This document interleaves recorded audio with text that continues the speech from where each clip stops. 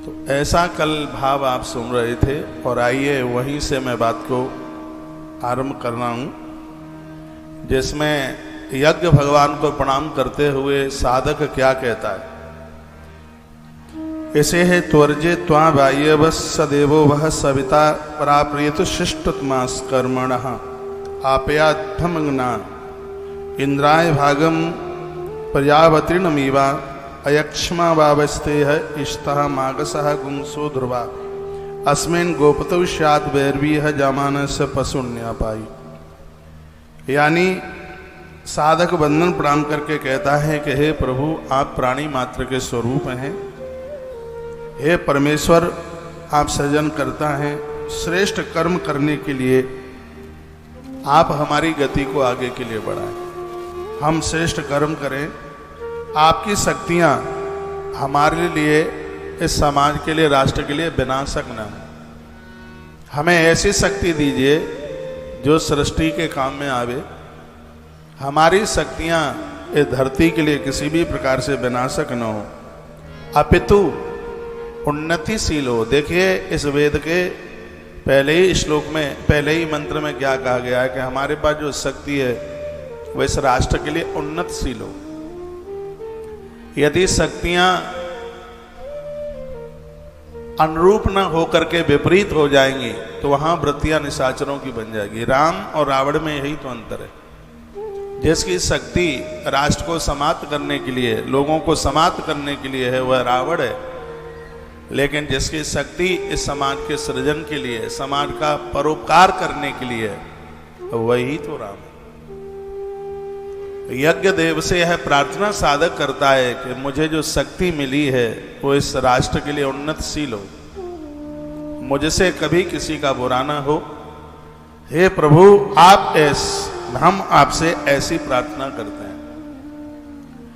तो हमारे है वेद हमें सदाचारी बनाते हैं, हमें मानव बनाते हैं। या हम विचार करें कि हमारी इंद्रियों से, हमारी आंखों से, हमारे हाथों से, हमारी वाक शक्ति के द्वारा, हमारी कर्मशील शक्ति के द्वारा, हमारी मन और बुद्धि की शक्ति के द्वारा और हमारी आत्म शक्ति के द्वारा, कल 5 तरह की शक्तियां बताई थी। इनसे कहीं समाज के लिए घातकता तो हम नहीं बन रहे हैं, किसी के लिए हम बुरा तो नहीं कर रहे हैं।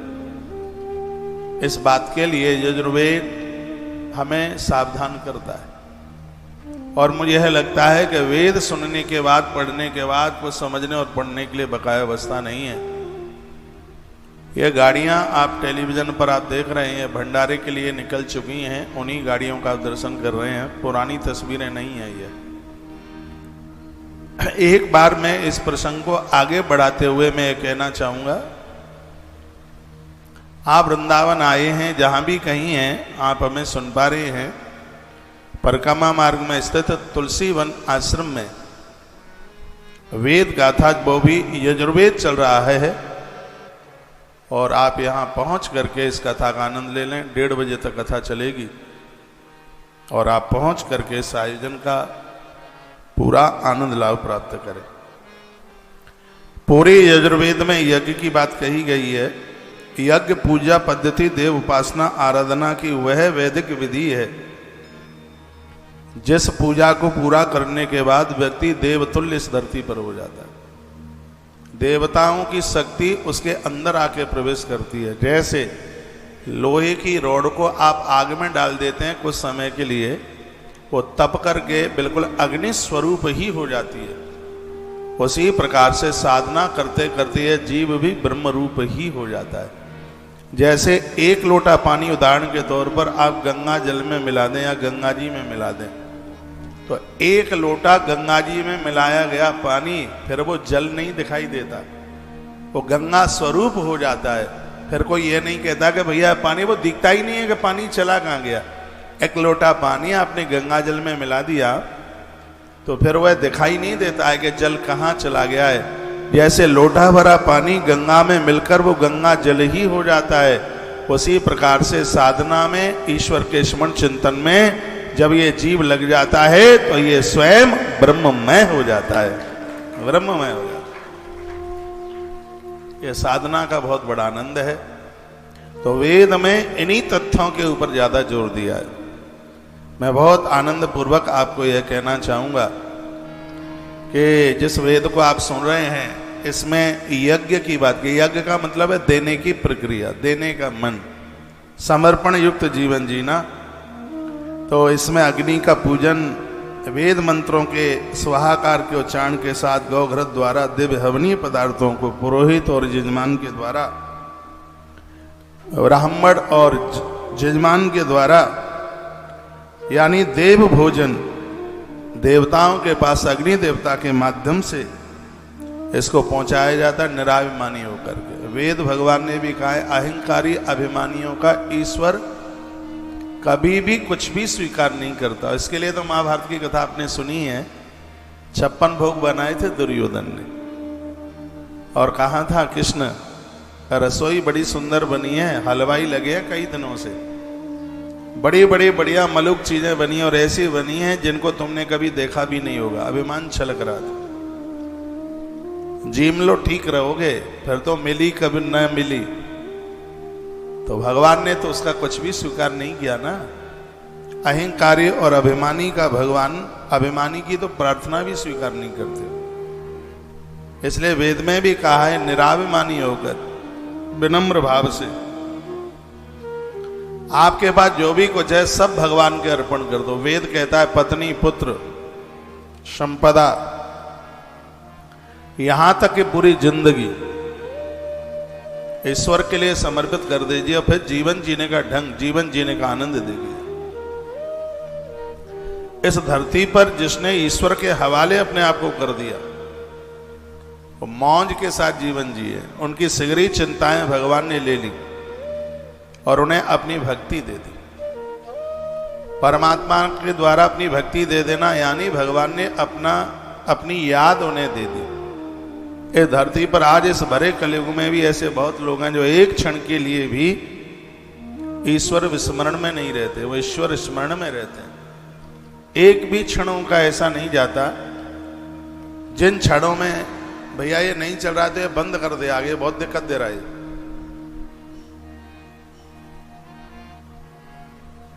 नहीं चल रहा है बंद कर दे बिल्कुल।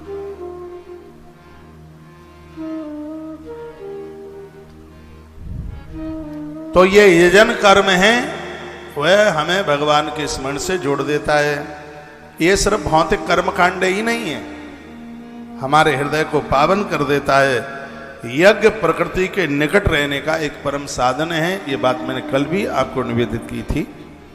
यज्ञ ईश्वर के निकट रहने का एक परम साधन है और उस समय में लोग यज्ञ ही तो करते थे जिससे उनकी उम्र 1-1 लाख वर्ष होती थी। यज्ञ का धुआं फेफड़े को मजबूत करता, यज्ञ का धुआं अंदर बीमारियों को बैठने नहीं देता। इस यज्ञ के धुआं की इतनी बड़ी महिमा है कि स्वस्थ रहने में यज्ञ बहुत सहायक है और मंत्र के द्वारा इसकी शक्ति बहुत ज्यादा बढ़ जाती है। यज्ञ के द्वारा मनोकामनाओं की पूर्ति होती है। कोई भी आप मन में संकल्प लिए हैं, यज्ञ से अपने आप को जोड़ दीजिए, आपकी मनोकामना सफल हो जाएगी। देवताओं को प्रसन्न करने के लिए यज्ञ किए जाने की परंपरा है। यज्ञ की रचना इस मृत्यु लोक पर बहुत बड़े पंडित विधाता ब्रह्मा जी ने की। यज्ञ का अर्थ त्याग, तपस्या, बलिदान और शुभ कर्म ही है। अब यह नहीं है कि कथा आप यजुर्वेद की सुन रहे हैं, इधर से सुना और उधर से उसको निकाल दिया। यहां से 100 बातें कही जाएं तो 100 बातों में 10 बात का तो अमल होना ही चाहिए। और व्यक्ति के अंदर यह शक्ति है कि धरती पर मृत्युलोक में रहता हुआ वो दैवीय शक्ति को प्राप्त करता हुआ देवता बन करके पूरा जीवन का वह निर्वहन कर सकता है। ईश्वर ने इतनी बड़ी कृपा करी है। सबसे बड़ी कृपा तो उनकी यही है कि उन्होंने हमें मनुष्य बना करके भेज दिया है। इसलिए यजन कर्म यानी शुभ कर्मों के साथ में अपना जीवन जीने का भरकस प्रयत्न कीजिए। किसी ने पूछा है, ग्रंथ बोलता है कि नित्य यज्ञ नित्य हवन क्यों किया जाता है? और यह नहीं है कि ये सिर्फ नकली बातें ही आपको बताई जा रही हैं। मैं आपके बीच में यहाँ पहुँचा हूँ तो हवन यज्ञ करके जो नित्य का मेरा अग्निहोत्र है उसको पूरा करके सुबह यहाँ आपके बीच में था 1 आध घंटा। आज की वीडियो सुरक्षित है, उसको कल तक आपके पास में भेज दिया जाएगा। पूरा रिकॉर्ड किया है कार्यक्रम और उसमें जिन चीज़ों का वर्णन किया है वो बड़े उपयोगी है। इसके तत्पश्चात अपना पूजा पाठ नित्य के पूजा पाठ में हमारा हवन और जुड़ा हुआ है, अग्निहोत्र नित्य का जुड़ा हुआ है। यदि मैं यज्ञ ना करता होता, हवन ना नित्य का करता होता तो शायद इतने ढंग से मैं आपको यजुर्वेद की कथाएं सुना भी नहीं पाता, क्योंकि इसमें पूर्ण रूप से यज्ञ की महिमा का वर्णन किया गया है। नित्य हवन क्यों किया जाता है ये ग्रंथ बता रहा है। बताया गया है कि वातावरण में फैले हुए रोगों को यज्ञ समाप्त कर देता है। किसी भी प्रकार का रोग नहीं रहता, वहाँ पैरालाइसिस नहीं हो सकता जहाँ यज्ञ का वातावरण है। वहाँ पर ऐसी असाध्य बीमारियां नहीं हो सकती, हार्ट अटैक जैसी बीमारियां वहाँ नहीं हो सकती जिस घर में यज्ञ का धुआं फैला हुआ है। जिस जगह पर यजन होता है, यज्ञ के द्वारा परिश्रम की जो थकान है वो बिल्कुल दूर हो जाती है। इसलिए यज्ञ होना चाहिए। यज्ञ घर में कैसे करें? साधारण सा तरीका है, गौ माता का गोबर इकट्ठा करें। ऐसा बताते हैं गैया के गोबर के उपले के ऊपर घी डालकर जितनी ऑक्सीजन प्रकट होती है, पैदा होती है, इतनी और चीजों से नहीं होती। यहां तक समदा लकड़ी के ऊपर भी नहीं होती। गौ माता के कंडे के ऊपर, उपले के ऊपर घी डाला जावे तो 1 चम्मच घी 2.25 टन ऑक्सीजन, 1.86 इतना लगभग 2.25 से भी ज्यादा होता है। विज्ञान के द्वारा भी यह खोज की गई है, बताया गया है कि इतनी ऑक्सीजन गौघृत के द्वारा हमें प्राप्त होती है। और इसे यजुर्वेद में गौ माता के घी से ही यज्ञ करने की बात कही गई है। नित्य घर में यज्ञ कैसे किया जाए? घर में एक कुंड रख लो ला करके, सामग्री साकल्य, और इसमें तो जो वर्णन है साकल्य के बारे में, इसमें तो चावल को भी धोने के लिए कहा है, तिल को भी धोने के लिए कहा है, यहाँ तक कि लकड़ियों को भी धोने के लिए कहा है, जिसमें किसी भी प्रकार के कीड़े मकोड़े न रहें। पहले उसको धोएं फिर उसको सुखाएं। 5, 7, 21, 108 जितना भी आपसे बनता है उतनी आहुति रोज दीजिए। पूर्व दिशा की तरफ मुंह करके बैठें, प्रोक्षणी पात्र बाएं हाथ पर रखें, सुरवा सामने पात्र रखा हुआ है घी का। रोज के हवन में आप लकड़ी में चम्मच बांध करके भी आप हवन यज्ञ कर सकते हैं। हवन में, रोज के हवन में ब्रह्मा जी को पात्र रखने की जरूरत पड़ती नहीं है। उसमें रोज के हवन में पुड़ावती की जरूरत नहीं पड़ती, नारियल डालने की, गोला डालने की जरूरत नहीं पड़ती। हवन जो आप करते हैं, आपने उसमें जो सुपारी रखी है, इस सुपारी को लाल कपड़े में बांधकर उसको अपनी अलमारी में सुरक्षित रूप से रख लेते हैं। तो यह सुपारी, 2 सुपारी रखी जाती है हवन में शुरू में, आरंभ में, फिर उनको आप लाल वस्त्र में बांधकर उसको अपनी अलमारी में, जहाँ रुपया धन पैसा आप रखते हैं, इसको वहाँ पर रखिए। इससे आपके घर में बरकत रहेगी। एक बड़ी अद्भुत बात कही गई है, हवन करने से ग्रह दोष समाप्त होता है। ग्रह शांति के लिए हवन करना ही चाहिए। आप नए मकान का उद्घाटन करते हैं, आप चाहे सो जितना कर दें, लेकिन जब तक उसमें हवन नहीं किया जाएगा तब तक उस स्थान को शुद्धि नहीं मिलेगी। हवन करने से ग्रह शांति होती है, हवन करने से ग्रह के दोष समाप्त हो जाते हैं, ऐसा हमारा वेद भगवान कहता है। यज्ञ में कपूर जलाने से बुरी ताकतें खत्म हो जाती हैं। यज्ञ में आपने कपूर जलाया और उस स्थान पर कभी वहाँ भूत प्रेत अलाय और बलाय, कभी किसी की मृत्यु हुई हो या जमीन मन किसी को पूर्व में गाड़ दिया गया हो, तो ऐसे संपूर्ण धरती के दोष हैं, वो यज्ञ करने से ही वो दोष समाप्त हो जाते हैं। विज्ञान के अनुसार कपूर जलाने से बैक्टीरिया खत्म होता है। जो विज्ञान पढ़ते हैं, साइंस के स्टूडेंट रहे हैं, उनको यह पता है कपूर जलाने से कितनी बीमारियां खत्म होती हैं। कपूर जलाने से कफ समाप्त होता है, ये तो आयुर्वेद भी कहता है। कपूर जलाने से कंठ में कफ गुरगुराए थे, कफ नहीं गुरगुराता। मांसपेशियों का खिंचाव खत्म हो जाता है कपूर जलाने से, मांसपेशियों का खिंचाव दूर होता है कपूर जलाने से। गर्दन का दर्द बंद होता है कपूर जलाने से, और आर्थराइटिस जैसी भयंकर बीमारियां हैं उनमें आराम मिलता है कपूर जलाने से। आरती में, यज्ञ में, घर के हवन में कपूर रोज जलाइए। एक भी दिन ऐसा ना निकले जिस दिन आप कपूर ना जलावे। आपकी बात अग्नि देवता के द्वारा ईश्वर के पास पहुंचती है, क्योंकि अग्निदेव भगवान के दूत हैं। अग्निर्वे देवानाम दूतम, अग्निदेव भगवान के दूत हैं। अग्निदेव आहुति को देवताओं के पास तक पहुंचा देते हैं, इसमें कोई संशय वाली बात नहीं है।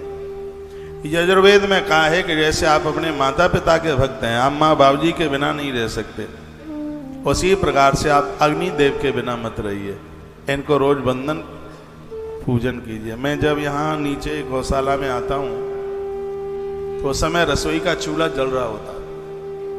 मैं 1 मिनट खड़ा होकर के चूल्हे में जलने वाली अग्नि को भी मैं प्रणाम करता हूँ, वंदन करता हूँ।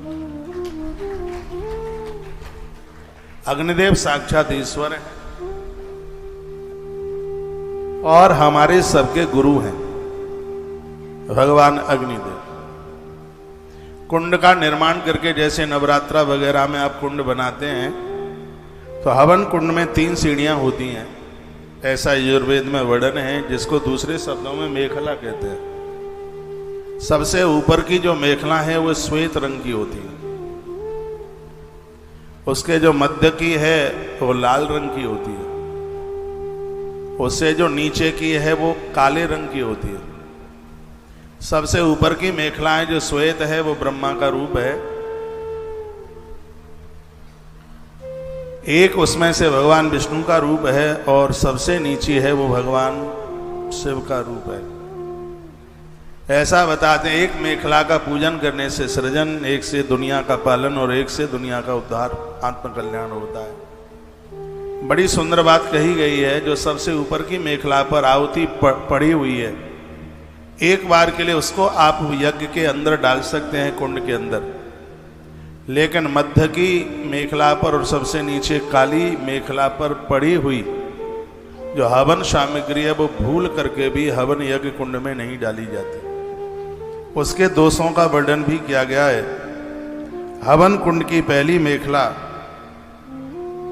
दूसरी और तीसरी, 3 मेखलाएं प्रमुख स्थान पर बैठे हुए जजमान इस तरीके से आहुतियां डालें कि यज्ञ की आहुति बाहर न गिरे, यज्ञ की आहुति अंदर जावे। डाली गई सामग्री को कुंड के मध्य में डाला जाए। ऊपर की मेखला की सामग्री आप डाल सकते हैं, लेकिन नीचे की 2 मेखलाओं की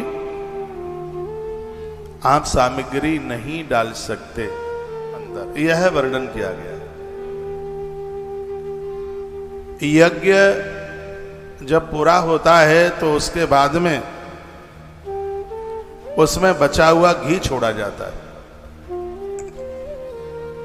बात समझ में कम आ रही होगी, सब्जेक्ट जटिल है, लेकिन आप कोशिश करेंगे तो पूरा समझ में आएगा। जब उसमें घी आप डालते हैं तो उस समय 2 नंबर का मंत्र है इसमें।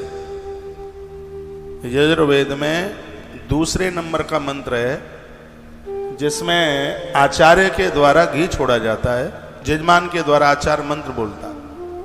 जो बचा हुआ घी होता है पतीले में, पात्र में, हमेशा यह घी ऐसे छोड़ा जाता है अंदर, ऐसे नहीं, उसकी धार हमारे मुंह की तरफ होती है, ऐसे यूं करके छोड़ा जाता है। और आचार्य लोग उस समय मंत्र बोलते हैं। इस मंत्र का अर्थ क्या है, ये क्यों छोड़ा जाता है, उसको बताया जा रहा है। ये घी जो आपने छोड़ा है, इसका मंत्र है बसो हो पवित्र मस्य।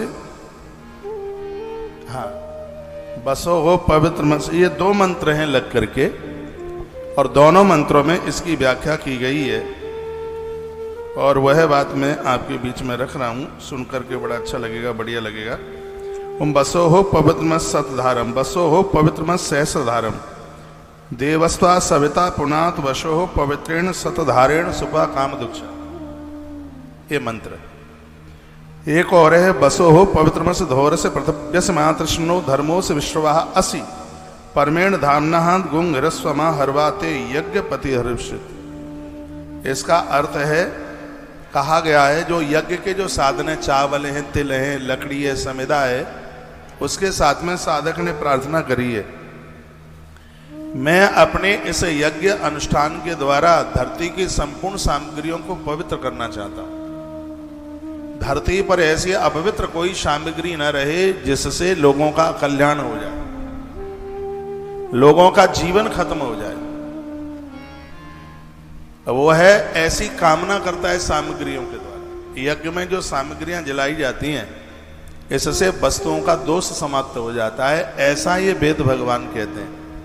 एक साधक ये धारा छोड़ता हुआ, इस मंत्र का जो अर्थ है इसमें बताया गया कि मैं संपूर्ण इस धरती की वस्तुओं को, मैं पवित्र सामग्री को पवित्र करना चाहता हूं।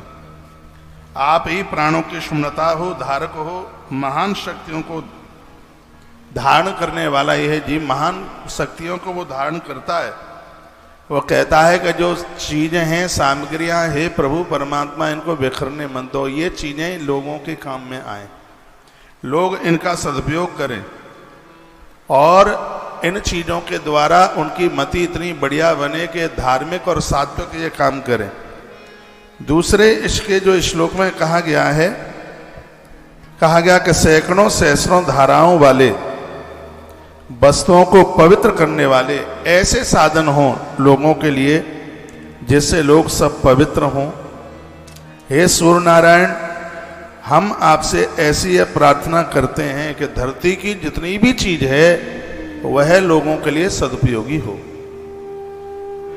जब हम भगवान को वो लास्ट में बचा हुआ जो घी छोड़ते हैं, उसके बारे में ये कहा गया है कि घी छोड़ने का मतलब है, ईश्वर से प्रार्थना की गई है, जैसे हजार हजार धाराएं घी की यज्ञ में छोड़ी गई हैं, हे परमात्मा आप हजारों धाराओं के रूप में इस जीव जगत के लिए आप कल्याणकारी हों।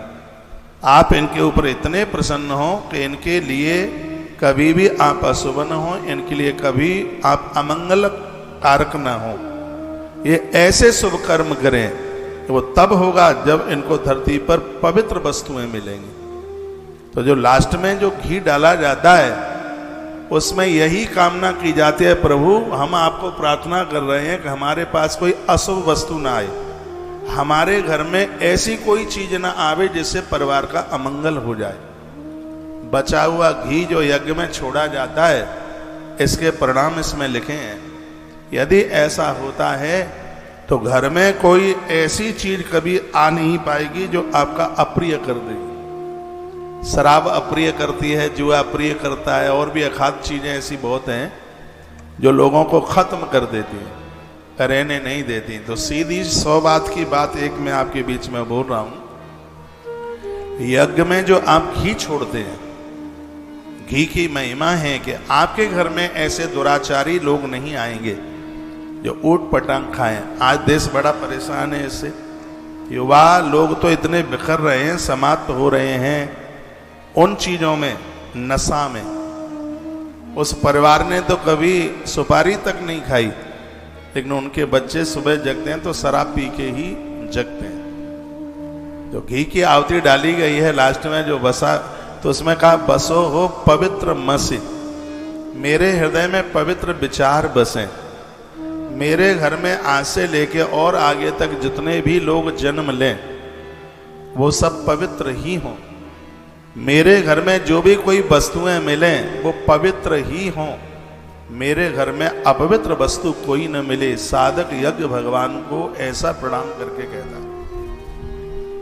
यज्ञ में आचार्य मंत्र बोलता है, उसने मंत्र बोला और तुमने घी पटका, छुट्टी हो गई, लेकिन उसका अर्थ देखिए। उसका अर्थ यह है कि आप बचा हुआ घी यज्ञ में छोड़ते हैं। उसमें प्रार्थना की गई है कि घर में ऐसी एक भी चीज आपके घर में नहीं पनपेगी जो पवित्र नहीं होगी। लहसुन प्याज तक का परहेज हो जाएगा, मांस मछली का परहेज हो जाएगा, तुम्हारे खानदान में ऐसी औलाद कभी नहीं जन्म लेगी जो शराब पिएगी।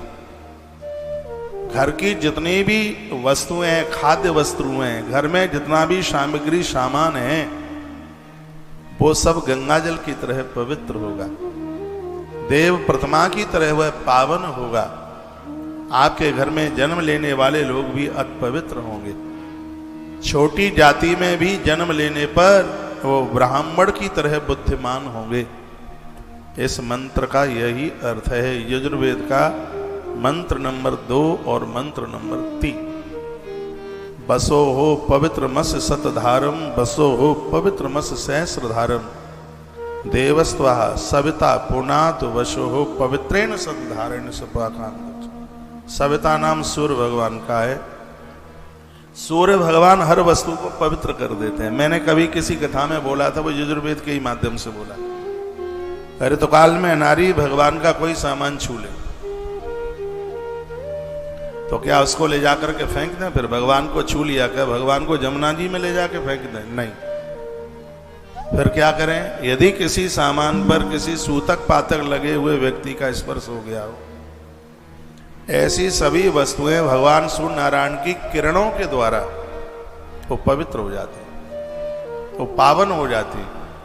तो साधक इसी बात को कह रहा है कि हे भगवान, हे सविता, हे सूर्यदेव, जिस प्रकार से आपकी किरण जिसको छू लेती है वह पवित्र हो जाता है, मेरे खानदान में जन्मे हुए लोग भी जिसको स्पर्श कर ले वो पवित्र हो जाए। आपसे प्रार्थना है।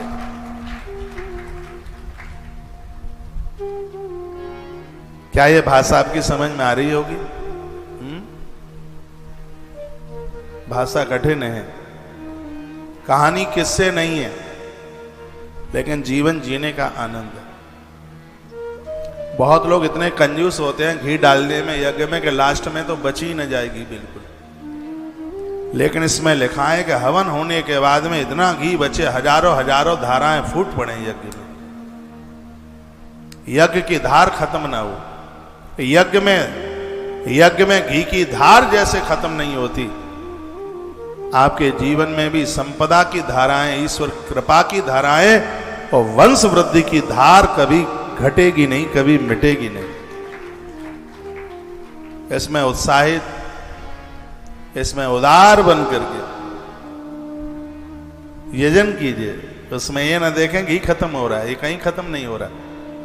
ये वातावरण को पवित्र कर रहा है, वातावरण को शुद्ध कर रहा है। यज्ञ करने से आसपास दुश्मन नहीं रहते, यज्ञ करने से आसपास विषैले जीव नहीं रहते। जिस घर में यज्ञ होते हैं उस घर में बीमारी नहीं फैलती, बीमार लोग ही नहीं रहते तो ठीक हो जाते। यज्ञ की महिमा मैंने देखी है। आप मेरे फॉलो, मेरी कथा को फॉलो करते हैं, मेरे फॉलोअर हैं, मेरी व्यासपीठ को आप फॉलो करते हैं, तो ये बात मैं अच्छी तरह से पढ़कर और स्टडी करके बात बोल रहा हूं। यज्ञ से बढ़कर इस धरती पर कुछ भी नहीं, कुछ भी नहीं है। आपके घर में यज्ञ होता रहेगा तो बुढ़ापे में आपके बच्चे आपको नहीं छोड़ेंगे। आपके घर में यज्ञ होता रहेगा तो आपकी स्त्रियां घर में प्रसन्न होती रहेंगी। आपके घर में यज्ञ होता रहेगा तो आपका परिवार संगठित बना रहेगा। परिवार संगठित रहे उसके लिए बड़ा सुंदर सा श्लोक है, उस बड़ा सुंदर सा सूत्र है इसमें यजुर्वेद में। संगठित परिवार के लिए बड़ी अद्भुत बात कही है। एक बार जयकारा लगाइए, बोलिए यज्ञ नारायण भगवान की जय हो, वेद नारायण भगवान की जय हो। जय जय श्री राधे श्री राधे श्री राधे श्याम। वो मंत्र मैं बोल रहा हूं। संभूति चह विनाशम च यस्तद्वित्ते भयाम्यहं विनोशेन मृतम ययु तेत्वी संभूतया मृतमश्रुते। संस्कृत का वाक्य है, इसका अर्थ यह है जो राष्ट्र, जो परिवार संगठन के साथ अपना जीवन जीते हैं, यानी यह कह दिया जाए जिन परिवारों में एकता रहती है, संगठित जीवन जीते हैं, जो कहां किसी की बात का विरोध नहीं करते। वेद भगवान कहते हैं कि मृत्यु उनसे भयभीत होती रहती है, मौत उनके घर में झांकने का भी मन नहीं बना पाती। जो संघ भाव को, संगठन भाव को जानता है, जो परिवार की एकता को जानता है, वह विनाश एवं मृत्यु के भय से हमेशा हमेशा के लिए मुक्त हो जाता है। वो लंबे समय के लिए जीवन जी के जाता है, मृत्यु भी उसके सामने कांपती है। इसके विपरीत जो संगठन को नहीं जानता, नहीं समझता, वह हमेशा संकटों को आमंत्रित करता है। हम जाति से अलग अलग हो सकते हैं, हम रूप रंग से अलग अलग हो सकते हैं, लेकिन हमारी आंतरिक एकता होनी चाहिए। वेद भगवान कहते हैं, जिस राष्ट्र में संगठन होता है वो राष्ट्र समाप्त नहीं होता, जिस परिवार में संगठन होता है वो परिवार भी समाप्त नहीं होता। वेद में कहानी किससे नहीं है, लेकिन एक बढ़िया जीवन जीने की बात कही गई। संगठित परिवार, वैसे भी कहावत है सुखी परिवार। चूल्हा चौका अलग अलग हो जाए, घरवालियों में नहीं बनती है तो, लेकिन संगठित जीवन जीना है। इसका मतलब है कि जिन घरों में सुमति है, गोस्वामी जी ने भी कहा था, मैं रामायण की चौपाइयां नहीं बोलूंगा क्योंकि मैं इसको राम कथा नहीं बनाना चाहता, मैं इसको यजुर्वेद ही आपके बीच में परोसने वाला हूं। जहां सुमति है, जहां संगठन, जहां सुमति है वहां संगठन, वह जहां सुमति है वहां संपदा है। जहां कुमति है, जहां झगड़े हैं, लड़ाई है, वहां गरीबी है, दरिद्रता है, बहुत बड़ी कमजोरी है। ये मुझे यजुर्वेद का सूत्र बड़ा अच्छा लगा है। इसमें लिखा है कि जिन परिवारों में संगठित होकर जीवन जीते हैं वो निर्भय जीवन जीते हैं। उनको किसी भी प्रकार का भय नहीं होता। उन्हें लगता है अरे बड़े भैया का हाथ है ना, मुझे काय की चिंता है, छोटा भाई है ना, मुझे काय की चिंता, बाहर भी गया ताला टूट कैसे जाएगा, मम्मी पापा घर पर है। ये संगठित परिवार का यह आनंद है। एकता के साथ जीवन जिए, चाहे वो राष्ट्र की बात हो, चाहे अपने परिवार की बात हो। तो यज्ञ से परिवार संगठित होता है, यज्ञ से परिवार में एकता चल के आती है। माताएं आप बैठी हैं, आप ये जरूर सोच सकती हैं कि मैं देवरानी जेठानी से अलग हो जाऊं, ये आप सोच सकती हैं, बिल्कुल सोच पाएंगी। सास ससुर से अलग हो जाएं, ये आप सोच सकते हैं, लेकिन आपके बच्चे एक दूसरे से अलग हो जाएं, ये आप कभी भी कल्पना नहीं करेंगे। आप यही विचार करेंगे हमारे बच्चे संगठित रहें, मिलजुल करके रहें, एकता के साथ रहें, ये आप सोचेंगे। आपका परिवार बिखरे नहीं, आपका परिवार संगठित रहे, इसके लिए आपके घर में यजन का धुआं होना चाहिए। परिवार बिखरेगा नहीं। और याद रखना, उनके लिए धरती स्वर्ग है जिनके घर में लड़ाई नहीं है, जिनके घर में झगड़े नहीं है, जिनके घर में बच्चे लड़ते नहीं है, बच्चे झगड़ते नहीं है, मृत्यु के भय से हमेशा हमेशा के लिए बच जाता है। हो सकता है कि आप में ऐसे लोग सुन रहे हों मुझे जहां भाई भाई में बहुत बनती है, ऐसे भी सुन रहे हों जहां भाई भाई का मुंह भी देखना नहीं चाहता। तो हमारा वेद कहता है कि आप सुखी तभी रह पाएंगे जब आपके परिवार में एकता रहे। और आपके परिवार में एकता रहे, आपका परिवार बिखरे नहीं। इसलिए यज्ञ के बाद में जो बचा हुआ जो घी है, और उसको इसी भाव से डाला जाता है जैसे पतीले से लेकर के अग्नि तक ये धार टूट नहीं रही है। हे भगवान, तेरी कृपा की धार मेरे परिवार के ऊपर से ऐसे ही कभी टूटे नहीं, मेरी वंश वृद्धि की बेल कभी टूटे नहीं।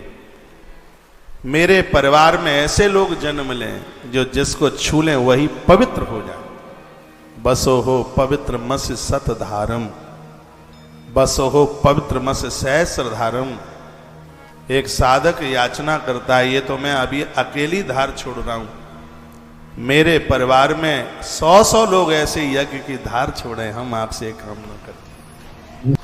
100 धारें एक साथ हवन यज्ञ में छोड़े, यजन में छोड़े, क्योंकि यज्ञ के द्वारा संपूर्ण धरती के जीवों को प्राण मिलते हैं। यज्ञ में आहुति डालने का मतलब क्या है?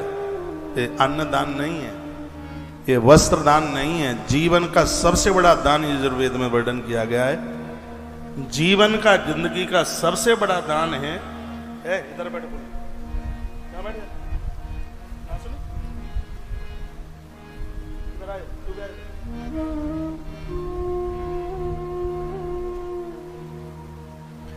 जीवन का सबसे बड़ा दान गौदान नहीं है। जीवन का सबसे बड़ा दान अन्नदान नहीं है। जीवन का सबसे बड़ा दान धरती दान नहीं है। जीवन का सबसे बड़ा दान अश्वदान नहीं है। जिंदगी का सबसे बड़ा दान है वो प्राण दान है, प्राण दान। यजुर्वेद में लिखा है कि जब आप यज्ञ में आहुति डालते हैं तो इससे ऑक्सीजन, हवा, वायु पैदा होती है और वो वायु लोगों के लिए प्राण बनती है, जिसमें कीड़े मकोड़े जीव जंतु सबको उसमें श्वास मिलती है।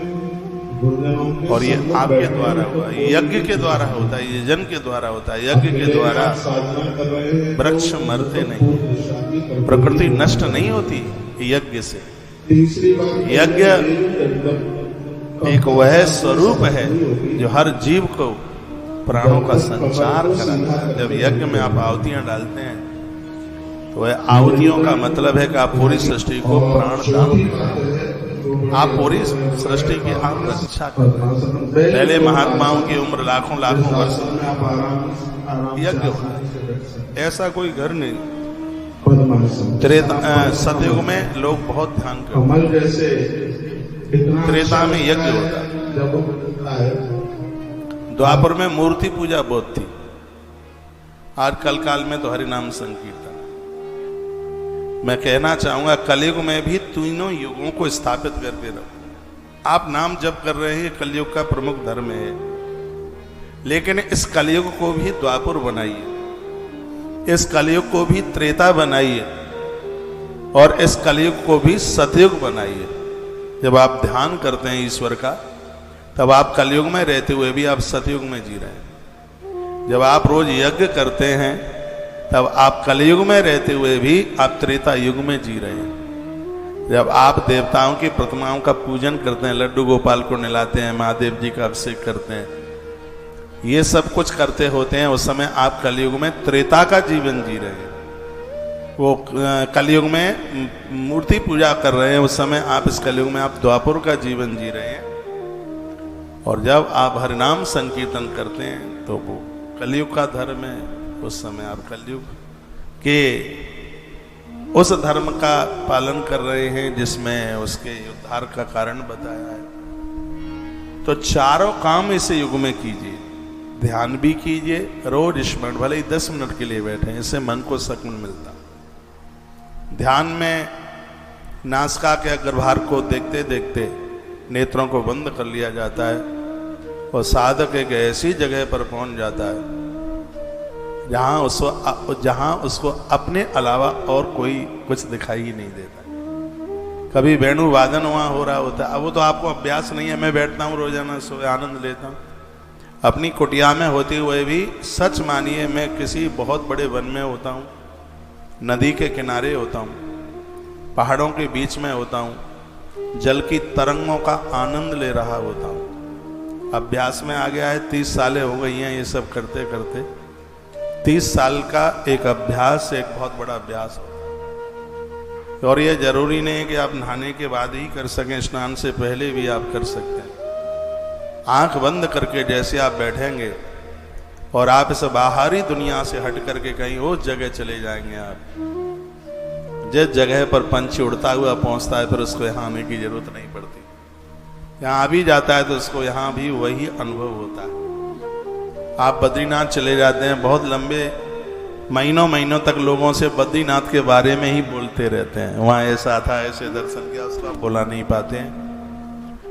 उसी प्रकार से ध्यान की स्थिति में पहुंचता हुआ व्यक्ति इस बाहरी दुनिया में भी चल करके आता है तो उस आनंद को वो बुला नहीं पाता।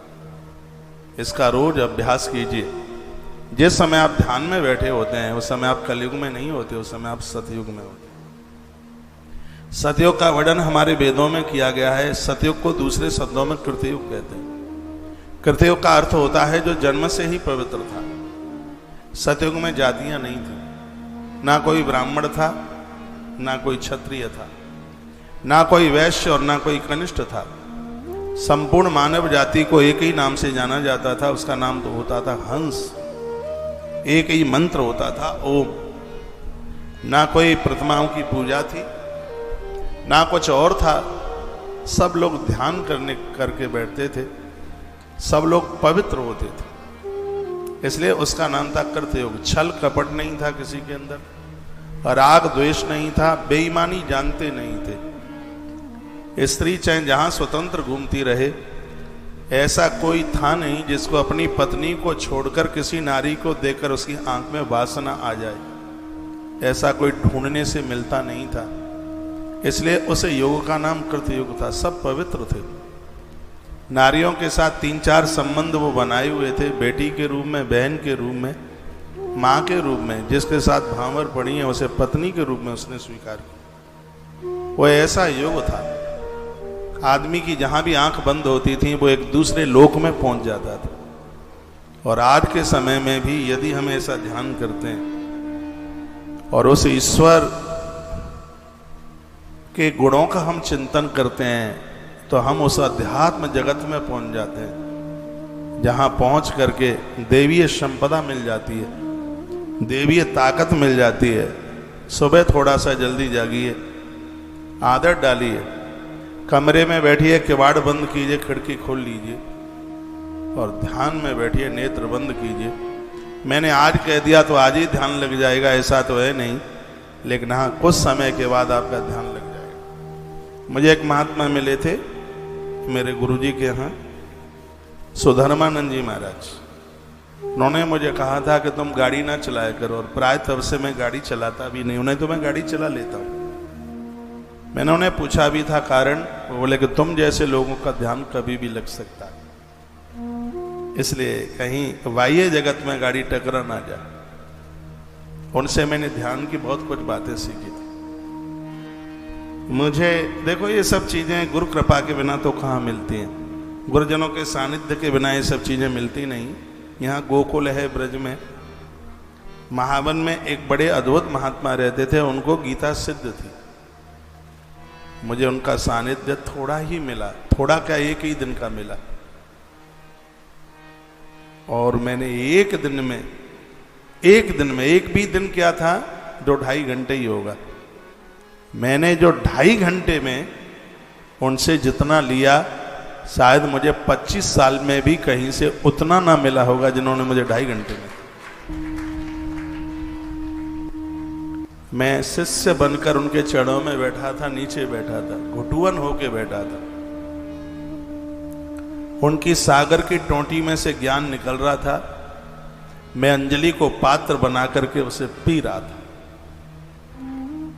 उन्होंने जो दिया वो बड़ा अद्भुत, उन्होंने जो कहा वो बड़ा अद्भुत। मैंने वो सुना ही नहीं, उसके ऊपर मैंने चलने के भरकस प्रयास किए और उन प्रयासों में मैं पास हुआ हूं और आज अद्भुत जिंदगी जी रहा हूं, आनंद में जिंदगी जी रहा हूं। ध्यान लगाने की एक प्रक्रिया है, वो मैंने उनसे ही सीखी थी।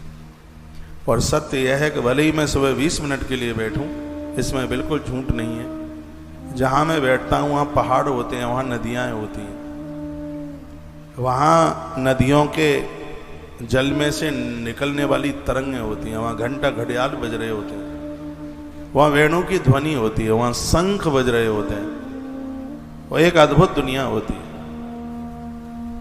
वो एक अद्भुत आनंद होता है। और उस आनंद के सामने संसार की वस्तुओं में वो सुख की कहीं प्रतीति होती नहीं है। एक बार फिर मैं निवेदन आपको करना चाहूंगा, यदि ध्यान के साथ आप जीवन जी रहे हैं तो इस कलयुग में आप सतयुग का जीवन जी रहे हैं। पीछे की व्यासपीठ इतनी अच्छी बनाई गई है, मोबाइल पर सामने मेरे सामने स्क्रीन लगी हुई है, बिल्कुल ऐसा लग रहा है कि हम ऋषियों की गोद में बैठे हैं, महात्माओं की गोद में बैठे हैं। लेकिन यहाँ पूरा का पूरा औरा ऐसा लग रहा है बिल्कुल कि सच में कथा वेद की हो रही है, और कथा तो वेद की ही हो रही है। बड़ा अद्भुत माहौल, अच्छा लग रहा है। जिस समय आप यज्ञ करते हैं, आहुति डालते हैं, इसका मतलब है कि आप पूरी प्रकृति को भोजन दे रहे हैं। त्रेता का आदमी ऐसा था, ऐसा नियम था, जब तक वो आगंतुक अतिथि को नहीं जिमा देता था तब तक वो पानी नहीं पीता। चारों युगों के प्राणियों को आप पढ़िए, हमारे वेद उपनिषदों में ये कथाएं भरी हुई। त्रेता का एक ऐसा आदमी था, जब तक अतिथि को वो भोजन नहीं करा देता तब तक उसके घर का छोटा बच्चा भी भोजन नहीं स्वीकार करता। दरवाजे पर खड़े होकर के लोग इंतजार करते थे, प्रतीक्षा करते थे। महात्मा लोग मधुकरी मांगने के लिए, भिक्षा मांगने के लिए आते थे। और जिस समय जिसकी देहली पर कोई मांगने वाला, भिक्षा मांगने वाला आता था, आज भगवान के दर्शन पर भी उन्हें इतनी खुशी नहीं मिलेगी जैसी उन्हें खुशी होती थी हमारे दरवाजे पर भगवान भोजन करके। आज हमारे और आपके जीवन में से युग में भी ऐसी भाई साहब कहाँ जा रहे हो? मन लगाओ यहां बैठ के।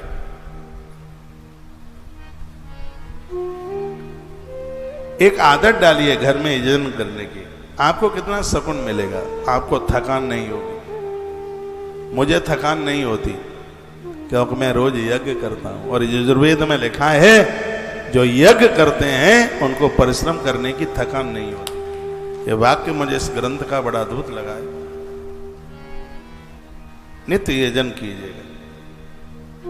आपने तो सौगंध खाई है यज्ञ नहीं करेंगे, और मैंने संकल्प लिया है कि आप सबसे यज्ञ करा के छोड़ूंगा, इसलिए तो यजुर्वेद कह रहा हूं। जिनके घरों में रोज यज्ञ होता है वो कलयुग में जीवन नहीं, वो त्रेता में जीवन जी रहे हैं। जिनके घर में मंदिर है, भगवान के भोग लगते हैं, ठाकुर जी को सुलाया जगाया जाता है, यह परंपरा द्वापर में बहुत ज्यादा थी। और आप समझ लीजिए कि आप कृष्ण के युग में जी रहे हैं। कलकाल के जीव का उद्धार कैसे होगा, द्वापर में कृष्ण ने वर्णन किया। भगवान व्यास ने नाम महिमा का वर्णन किया। भागवत का अंतिम श्लोक है, नाम संकीर्तनम यस्य सर्व पाप प्रणाशन। भगवान के मंगलमय नाम का उच्चारण करने से पाप जलते हैं। जबकि बड़ी महिमा है साधना में, जबकि भारी शेष होता है। जब जब किया जाता है, आज ही मैंने निवेदन किया है, सबसे पहले मंत्र को कंठस्थ किया जाता है और मंत्र का अर्थ समझा जाता है। मंत्र को कंठ किया जाता है कि अशुद्ध उच्चारण न हो जाए, और उसका अर्थ समझा जाता है कि इसका अर्थ क्या निकलता है। ये दोनों बात साधक के पास चल करके आ जाती हैं, फिर वो जपना शुरू कर देता है। तो 4 युगों की ये 4 बातें कही हैं, यह बहुत बड़ी अद्भुत है। आई संभूत च विनाशम चाइस्तद दे दे भयास्व विनाशेन मृतम यस्तु तीक्ष्णी शंभुयस तया मृतप स्वते। तो यहां यज्ञ के द्वारा एकता की बात कही गई है। आपके घर में, परिवार में, राष्ट्र में एकता रहेगी तो आप मृत्यु के भय से, विनाश होने के भय से हमेशा के लिए मुक्त हो जाएंगे। वह व्यक्ति, देखो इसमें वर्णन है, वेद में वर्णन है, जिन परिवारों में खलबली मची है, एकता विनम्रता के साथ, संगठन के साथ नहीं जी रहे हैं, वेद भगवान कहते हैं कि वो संकटों को बुला रहे हैं कि मेरा घर खाली है तू आ जा, मेरा घर खाली है तू आ जा। जिन घरों में द्रोह होता है, झगड़े होते हैं, कलह होता है, वेद की आवाज है, उस घर की चौखट पर संकट खड़ा है, कभी भी अंदर प्रवेश कर सकता है। ताली मत बजाना।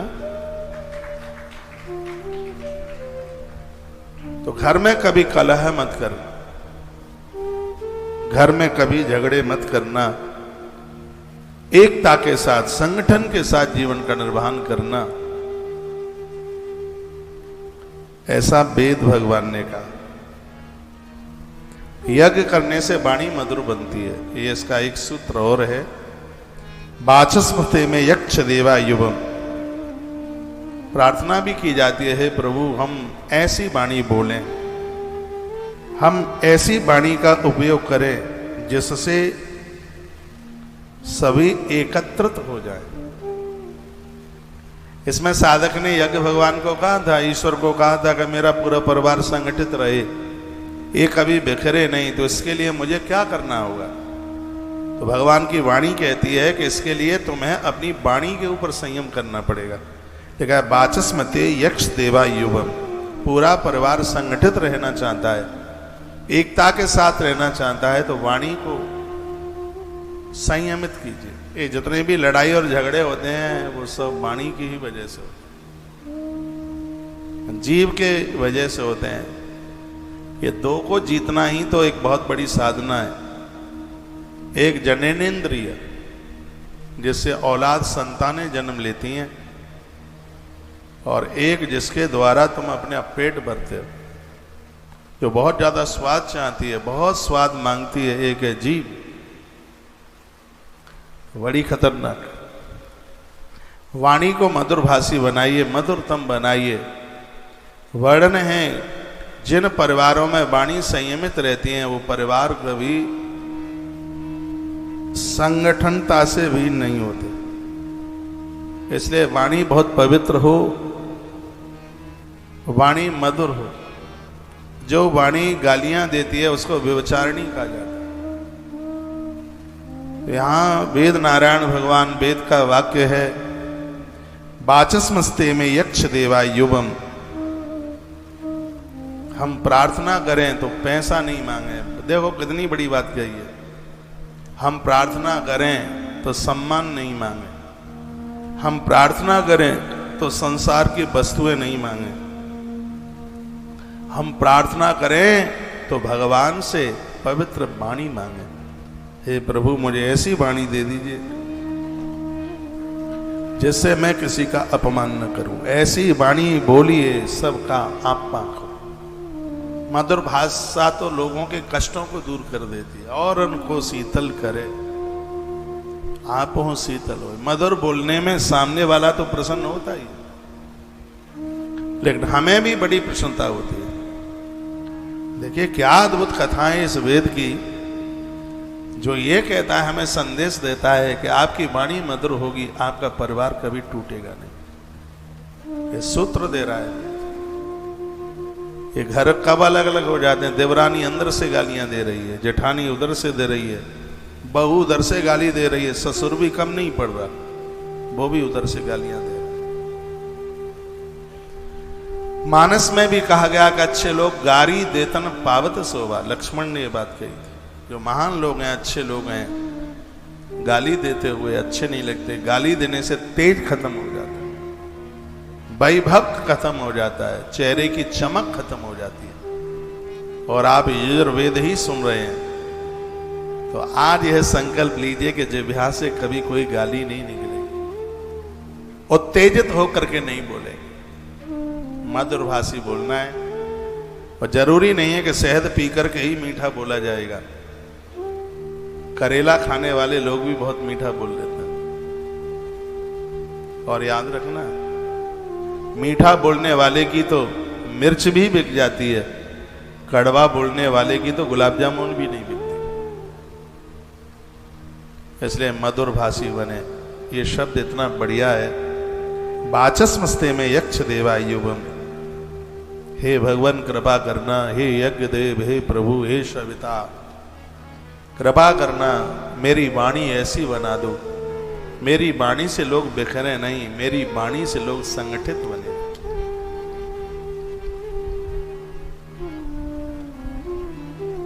संघ, संघ का अर्थ क्या होता है? संगठन। यहां के संस्था का नाम है विश्व जागरण मानव सेवा संघ। हम लोग सब इकट्ठे होकर मिलकर पूरी दुनिया को जगाएं। ये काम तब हो पाएगा, कब हो पाएगा? चाहे यहाँ का संगठन हो, चाहे कहीं दूसरी जगह का, जब सब लोग मधुरभाषी होंगे। सब एक दूसरे को गालियां निकालेंगे तो लोग तो टूट करके चले जाएंगे। आदमी भूख बर्दाश्त कर लेगा, लेकिन आदमी गालियां बर्दाश्त नहीं करेगा। तो परिवार की एकता में यजुर्वेद में बड़ी सुंदर बात कही है कि ईश्वर से आप मांगो तो सिर्फ प्रार्थना में ही नहीं होना चाहिए, उसमें आप भी अपना अभ्यास कीजिए। आपकी वाणी अपशब्द न बोले। और एक बात और मैं आपको बोलूंगा, बाण का घाव भर जाता है लेकिन वाणी का घाव नहीं भरता। एक मैं और आपको डॉक्टर्स लाइन की बात बोल रहा हूं। पूरी बॉडी में एक ऐसी जीव है जिसका घाव सबसे जल्दी भरता है। एक जिह्वा है, सबसे जल्दी घाव भरता है। नहीं तो और कहीं शरीर में कहीं कट लग जाए, घाव हो जाए तो उसको भरने में देर लगती है।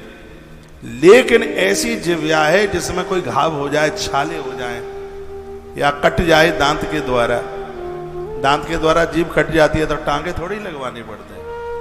तो कुछ ही देर में, समय में, घंटे में, 2 घंटे में या दूसरे दिन तक जिह्वा का घाव भर जाता है। कोई डॉक्टर जानकार आपके पास हो तो पूछ लेना उसे। पूरी बॉडी में चोटी से लेके तलवे तक शरीर के अंग में ऐसी एक जिह्वा है जिसका कट जल्दी भर जाता है, जिसका घाव सबसे जल्दी भरता है। लेकिन वही जीव यदि किसी को कर्कश बोल दे, जब तक प्राण नहीं निकल जाते वो घाव भरता ही कहां है। उस बात को भूल नहीं पाते, कहते हैं वही है, इसने ऐसा बोला। जीव बड़ी खुरापाती है। एक बार भगवान व्यास ने एक कहानी लिखी है, सुना दूं 1 मिनट में। 32 दांतों में से एक दांत ढीला हो गया, दर्द हो रहा था, हिल रहा था। जब दांत में दर्द होता है, हिलता है तो ये खुरापाती जीव बहुत करती है। जैसे किसी के बेटे की बारात जा रही हो, सामने वाले से बोलचाल बंद है तो बगल वाला कहता है उसके रामू की बारात जा रही है, तैयारी नहीं करी क्या? इसको पता है कि इन दोनों की बोलचाल बंद है, तो भी वो उसमें आकर के और अपनी कुछ न कुछ खुरापाती करता है। जीव का भी ऐसा ही मसला है। वैसे से दांतों से कोई लेन देन नहीं। जब दांत में दर्द होगा तो ऐसे वहां घूमने के लिए जाएगी और बोलेगी बोल क्या हाल है जी, व्यास ने लिखा है। और दांत को बड़ा गुस्सा आता है इसको, कहता है कि वैसे तू कभी आती नहीं मेरे पास और मेरे दांत में दर्द है और तुझे मजाक की सूझी है। वो दांत इसको बोलता है और लेकिन ये नहीं मानती, बड़ी खुरापाती है। तब वह दांत इसको धमकी देता है, सुन तू एक है और मेरे 31 भाई हैं, हम 32 हैं और 32 हम इकट्ठे हो गए तो तेरा कचूमर निकाल देंगे, काट डालेंगे तुझे। वो बोलता है, वो दांत इसको बोलता है। तो ये बोलती है कि तू 32 होने की धौंस मत दिखा मुझे, तू 32 है, मैं अकेली हूं और तू अपने संगठन की बात करता है, तू मुझे धौंस दिखाता है 32 की। थोड़ा सा भी मैंने कुछ बोल दिया ना तो तुम 32 टपक के नीचे आ जाएंगे। व्यास ने लिखा है ऐसी जीव। तो दांत ने कट लगा दिया उसको, थोड़ी देर के लिए तो उसको वेदना, खून भी आ गया। तो वो बोलती है कि बस तो उससे इतना ही बन पाया, देख तूने कट लगाया, ये तो यूं भर जाएगा। वो कट तो जीव का भर गया।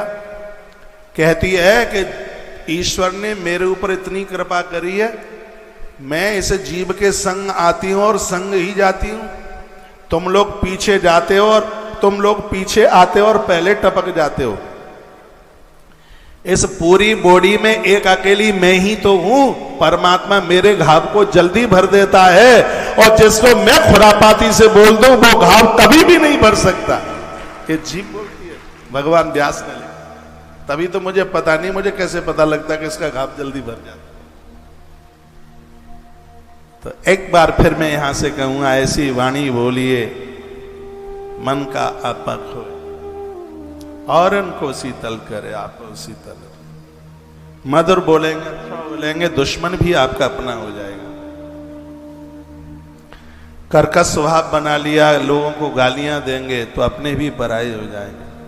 बाद में अंग्रेजों की सभ्यता मानते रहना, आई एम सॉरी, पहले जूते मार दो फिर सॉरी बोल दो, अंग्रेजों का न्याय हो सकता है। हमारी वैदिक परंपरा का ये न्याय नहीं है। यहां तो सोच करके, समझ करके और विचार करके बोलिए। भगवान वेद कहते हैं, वाचस्पति में यक्ष देवा युवम जब आप भगवान से प्रार्थना करते हैं तो धन दौलत मत मांगिए, भगवान को प्रार्थना करके कहिए भगवान मेरी वाणी को इतना सबल और इतना मधुर बना दो कि मेरी वाणी के द्वारा लोग संगठित हों, मेरी वाणी से लोग बिखरे नहीं, ये कृपा कर दो। ये वेद कहते हैं। वेद का यह सूत्र सुनकर के भी परिवार में खानदान में किसी का अपमान करेंगे, किसी को गालियां देंगे, किसी को बुरा बोलेंगे तो बिल्कुल भी ठीक नहीं है। मेरी प्रार्थना है मुस्कुराते हुए मधुर बोलिए, मीठा बोलिए। कभी मैंने कहा था रोटी पर घी और बात में जी बहुत आनंद देता। नाम पर जी, रोटी पर घी, मधुरभाषी बनिए। यजुर्वेद का संदेश है हमारे और आपके लिए। यजन करते करते वाणी के ऊपर भी इतना प्रभाव पड़ता है, लोग मधुरभाषी हो जाते हैं, उनकी बुद्धि बदल जाती है, उनका चिंतन बदल जाता है, उनकी कर्कशता समाप्त हो जाती है और वो मधुरभाषी हो जाते हैं, वो मीठा बोलने वाले हो जाते हैं। तो आज के इस प्रवचन में ये बात मुझे बड़ी अच्छी लग रही है, परिवार एकता के साथ जिए। यज्ञ में जो बाद में जो आहुति डाली जाती है घी की, आचार्य तो मंत्र बोल देता है बसो हो पवित्र मस सतधारम, 3 नंबर का मंत्र है यजुर्वेद, पहला ही अध्याय है। बसो हो पवित्र मस सतधारम, बसो हो पवित्र मस सधारम, देवस्त्वा सविता अपनात वशो हो पवित्रेण सतधारेण सुपवा काम दुक्षः। हे प्रभु मेरे परिवार में रहने वाले लोग सब पवित्र हों, मेरे पास जितनी भी वस्तुएं हैं वो सब पवित्र हों। अभी मैं एक धार छोड़ रहा हूं, कृपा कर दो मेरा वंश इतना आगे बढ़े, 100 धार यज्ञ कुंड में चलती रहे। प्रभु कृपा कर दो मेरा परिवार एकता के साथ में जीवन जिए और भगवान ये परिवार कभी बिखरे नहीं, उसके लिए मेरी वाणी में वो शक्ति दे दो कि मैं मधुर मधुर बोलता रहूं, मैं कभी किसी की आलोचना ना करूं, कभी कटुता, कभी किसी के साथ मैं बुरे शब्द ना बोलूं। यह मैं आपसे प्रार्थना करता हूं। ये बात किसी और के लिए नहीं है, टोटली बात मेरे और आपके लिए।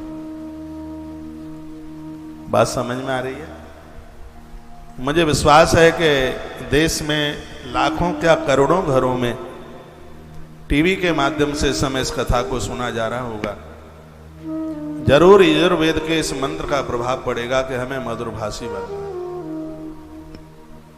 हमें सबसे बड़े स्नेह और प्रेम से बात करनी है। इसके द्वारा हमसे समाज टूटेगा नहीं, एकता बनी रहेगी और एकता में ही अनेकता है, ऐसा बताता, ऐसा बोलता। तो परिवार संगठित रहें, हम एकता के साथ रहें और एकता के लिए हम मधुरभाषी बने, ऐसा यजुर्वेद बोलता है। वेद ने ऐसा संदेश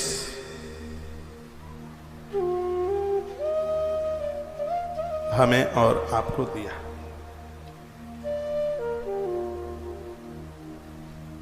अगला सूत्र यजुर्वेद का 3988 सूत्र है।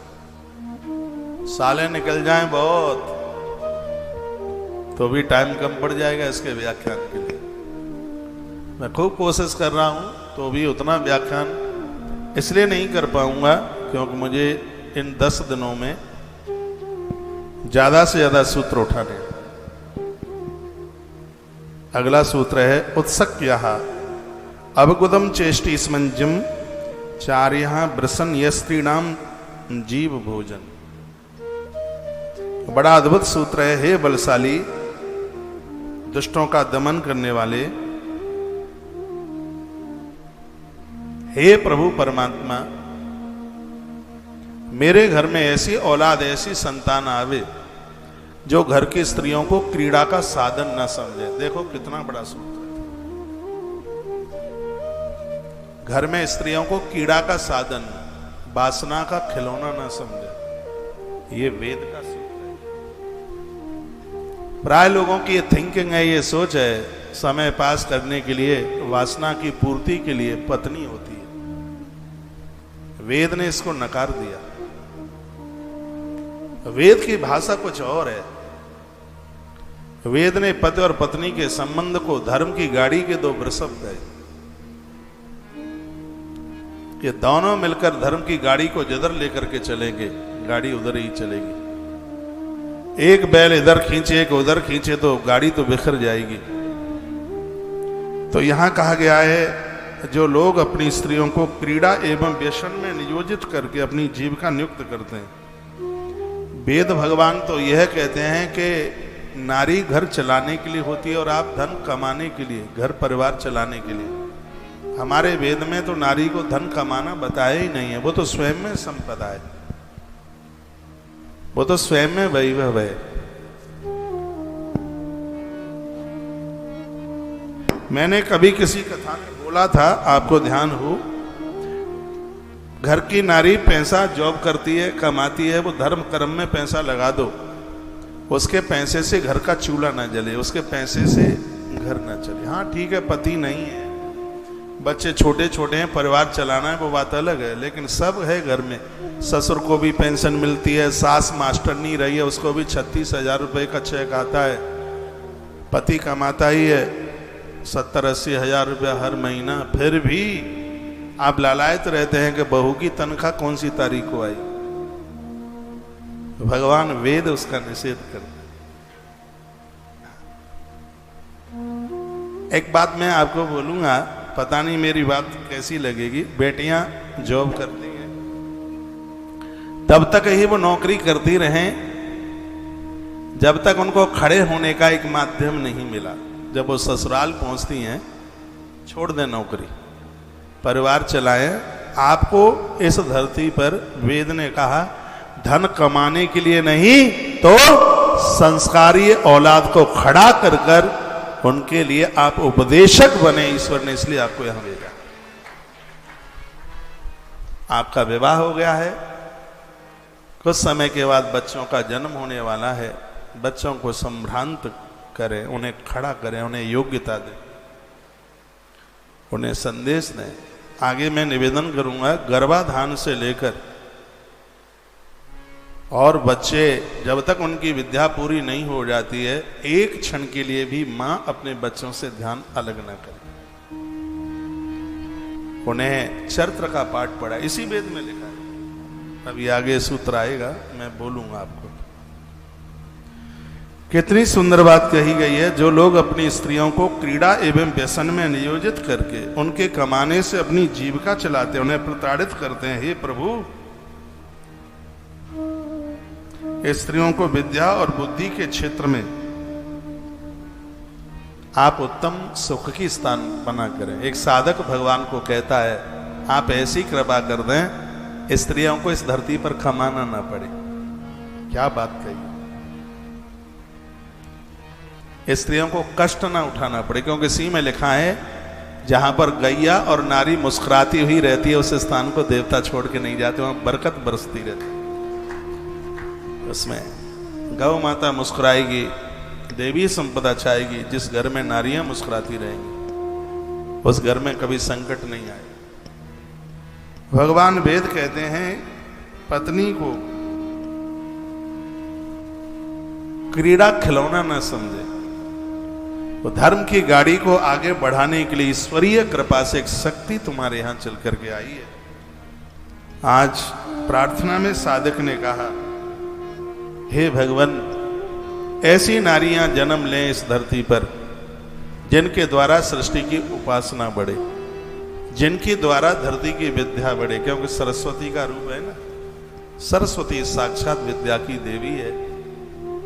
और वर्णन किया गया है कि जिस देश में नारियां होशियार होती हैं, गुणवती होती हैं, चरित्रवान होती हैं, सदाचारिणी होती हैं, वर्णन किया है कि उस राष्ट्र में यमराज आने से रास्ता भूल जाता है। उसको रास्ता नहीं मिलता, उसको आने की जरूरत नहीं पड़ती। वहां का धर्म इतना मजबूत होता है, वहां का धर्म इतना फलीभूत होता है। जिस राष्ट्र की नारी चरित्रवान, सहनशील, विद्या से सनी हुई, बुद्धि क्षेत्र में कार्यरत है, जिसके पास किसी भी प्रकार का व्यसन नहीं है, किसी भी प्रकार का जिसके पास में व्यसन नहीं है, भैया ऐसी धरती पर स्वयं देवता आकर के वास करते हैं। हमारे ग्रंथों में लिखा है 6 दोषों से नारी को हमेशा दूर रहना चाहिए। वो मैं आपको लिखाई देता हूं, लिख सके तो लिख। पहली बार बोल रहा हूं 28 साल में, और आपके मतलब की बात होगी। वर्णन है नारी को व्यसन, मदिरा, हर प्रकार के नशे से दूर रहना चाहिए। यदि वह अपने पूर्वजों का कल्याण चाहती है तो उसके लिए सबसे पहले नंबर पर बात कही है, 6 दोषों में एक बहुत बड़ा दोष है नशा, मदिरा का पीना, शराब पीना। पीना तो बहुत है, कभी सोच भी न ले। उसका पियर और उसका ससुराल सब खत्म हो जाएगा, बचेगा नहीं। ये भूल करके भी न होवे। किसी भी प्रकार का व्यसन, ये नारी गुटखा खाते, तम्बाकू खाते, सिगरेट पीते, शराब पीते, अच्छी नहीं लगती। नारी के अंदर किसी भी प्रकार का नशा व्यसन आ गया तो जिंदगी भर उसको कष्ट उठाना पड़ेगा। उसे नींद नहीं आएगी, उसको बेचैनी होगी, उसको परिवार का सुख नहीं मिलेगा, उसे समाज का सुख नहीं मिलेगा, उसको ससुराल और पियर का भी मान नहीं मिल सकता यदि नारी नशेड़ी है। माता मैत्रेयी ने बहुत कुछ बातें कही हैं और मैंने उपनिषदों में इस नारी को पढ़ा है। मैत्रेयी 6 दोष नारी के नारित्व को खत्म,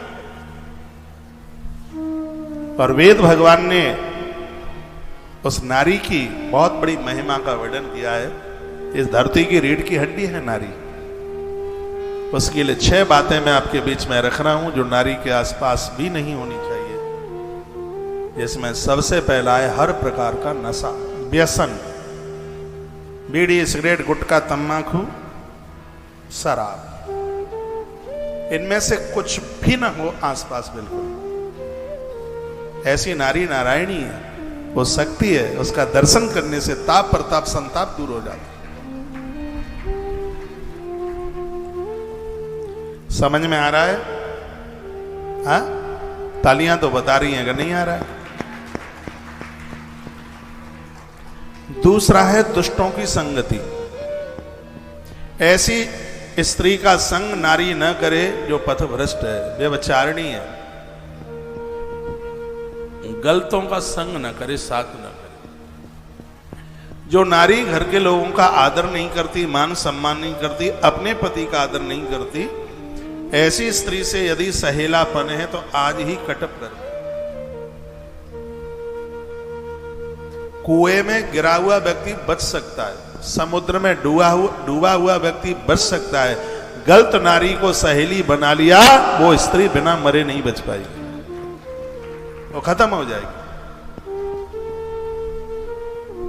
आज ही उससे संपर्क तोड़ दें जिसके पास चरित्र नहीं, उसकी संगति न करें, उसको सहेली न बनाए, ना उसके यहां जाएं ना उसको अपने यहां आने दें। ये सगरे दोष पुरुषों में ही नहीं है, अपनी इच्छा से स्त्रियां भी खूब घूमती रहती है। 6 बातों को जो कहा गया है, यदि इनको समझ लिया जाए तो 6 बातें 6 वरदान हो जाएंगे। पहला है किसी भी प्रकार का व्यसन, मदिरा के सहित किसी भी प्रकार का नशा नारी में ना हो। दूसरा है दुष्टों की संगति ना करे बिल्कुल, चाहे वो स्त्री हो चाहे वो पुरुष हो, उनका संग ना करे, उनका साथ ना करे, उनके पास ना बैठे बिल्कुल। क्योंकि दुष्ट संग प्रसंगे न मृत्यु एवं संशय। दुष्ट को संग करके मर भी जाए तो आश्चर्य की बात नहीं है। और दुष्टों के ऊपर जब सरकार का शिकंजा चढ़ा जाता है तो उन्हीं लोगों को पकड़ा जाता है जो उसको औरे में है, उसके संपर्क में है। आपका मोबाइल उनका चेक किया जाएगा, कौन कौन है इसके संपर्क में, नकेल उनको भी डाल दी जाएगी। इसलिए कभी भी दुष्टों का संग ना किया जाए। वो स्त्री कितनी भी सुंदर हो, धनवान हो, उसका संग एक क्षण के लिए भी बढ़िया नहीं है जिसके अंदर दुष्टता है। बढ़िया भली माताएं, नारी, इनका संग ना करे, ये दूसरी बात कही। तीसरी बात है पति का वियोग। नौकरी करने के लिए आज नारी को भी बड़ा दूर जाना पड़ता है। वो शरीर से, पति से कितना भी दूर चली जाए, लेकिन मन से एक क्षण के लिए भी दूर ना जा सके। लखनलाल 14 वर्ष की यात्रा में गए हैं, एक भी क्षण ऐसा नहीं था कि यह अयोध्या की नारी अपने पति से न मिली हुई हो। इसलिए उसका नाम उर्मिला है, जो अपने पति के हृदय में हमेशा बैठी है। या जिसने अपने पति को हृदय में बिठा रखा है, उर्मिला। दोनों का हृदय आपस में मिला है, उसी को तो उर्मिला कहते हैं।